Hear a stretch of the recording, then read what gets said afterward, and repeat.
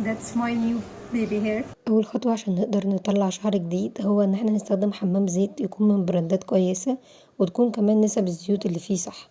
انا هنا بستخدم زيت مخلوط ما بين الجوجوبا بنسبة 3/4 والربع الباقي خليط ما بين الروزماري والخروع والجرجير، عشان كده بيكثفوا الشعر وبيتقلوه. وزيت الجوجوبا بيدعم الشعر بكل الفيتامين اللي هو محتاجها. تقدروا طبعا تغيروا براحتكم. تاني خطوة هي حمام زيت للأطراف. ده بيبقى زيوت مرطبة زي الزيتون والجوجوبا والأرجان واللوز الحلو والسمسم بكميات متساوية، أو ممكن تستخدموا زيت واحد بس.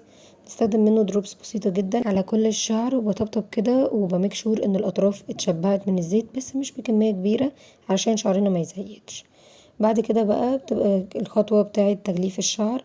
ممكن نعمله زي ضفيرة مرخية أو كعكة عالية أو حتى نمسكه بتوكة. المهم ان هو بيقعد في البروكاب لمدة نص ساعة وبعدها بيقعد ساعة ونص في أي كيس بلاستيك ومايكرو فايبر تاول. بجد مع الاستمرار الشعر بيبقى صحي وفلافي جدا.